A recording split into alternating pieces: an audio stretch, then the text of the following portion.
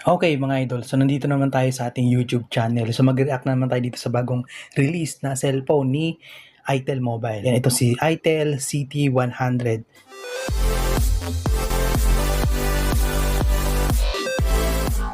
So gusto ko lang mag-react dito kasi sobrang mura niya, nasa around 3,000 lang siya. So ang price niya dito ay 3,738 pesos. And meron siyang 12 gig plus 128 gig storage. And meron po siyang 7.67 mm. So slim lang po yung design na ito. Meron itong IP54 na tinatawag na water and dust resistant. Yung water niya, ano lang to flash lang to. Water flash. Yung parang natalsikan lang ng tubig. Kaya splash water, yung nadaanan lang ng tubig. Yung hindi siya nakababad talaga. Okay, so meron itong 5,200 mAh battery. So malaki.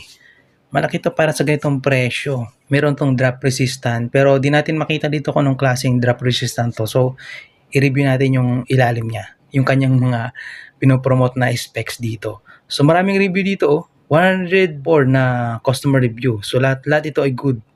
Meron siyang 4.7 star na. Okay, meron siyang tatlong camera ba to? Tatlong camera? Oh, may kasama siyang magnetic speaker. Yan. Sana lahat merong magnetic speaker pag nabili sa TikTok o di kaya sa physical store. Meron na siyang AI support. So lahat naman meron ng AI support. 1.5 meter. So pwede siyang ibagsak sa mga 1.5 meter. So sakto lang din. So meron siya dito ng test. Tingnan natin yung test niya. So tinest siya ng 25,000 na backdrop from 10 cm. So 10 cm lang, binabagsak siya sa back lang hindi dito. So ito lang. Wag lang madamage yung camera lens niya. Malamang may case to nung tinesting to. Meron siyang 200 na tumble and 1 meter rolling. Example, hagdanan.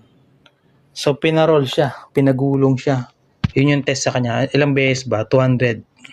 So matibay nga. Wag lang sasadyain nasira. So sabi dito meron siyang 4 years na battery health guarantee. So paano? Pagkatapos ng 4 years, magkakaproblema na sa battery. Hindi ko maintindihan to ba't sinasabi pa nila tong 4 years battery health guaranteed. Siguro baka may expiration lang siguro yung pagiging healthy ng battery niya. Meron tong 60 months smoothness, 60 months. Meron siyang 5 years na, ibig sabihin after 5 years, reformat mo na yung cellphone mo, baka mag-lag na yan. Ang original RAM niya lang pala ay 4 gig.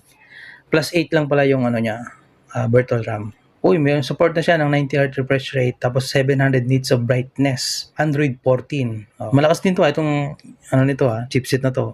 Ibig sabihin, may mas mataas pa na version na ito, pero malamang mataas na ang presyo nun. Yun ang sulit.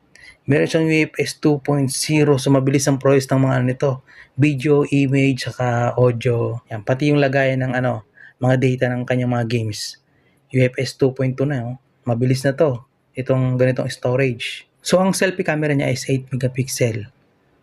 Wala nga lang sinabi kung yung video ng kanyang camera ay naka 60 frames. So, malamang 30 frame to. 30 frame per second. Type-C na rin to. Side-mounted na rin kanyang fingerprint. Tapos reverse wired. Naka-reverse na po yung charging niya. So, pwede siyang magbigay ng halimbawa, ito yung CT100. Tapos lobat na yung cellphone mo na ZTE Blade. So, pwede ko siyang pasahan. Reverse charging. So, ang available color niya ay navy blue, pure titanium, saka pearly purple. So, tatlong color lang to. So, sa price niya, ang pinakamababang price niya ay 3,738. Yan.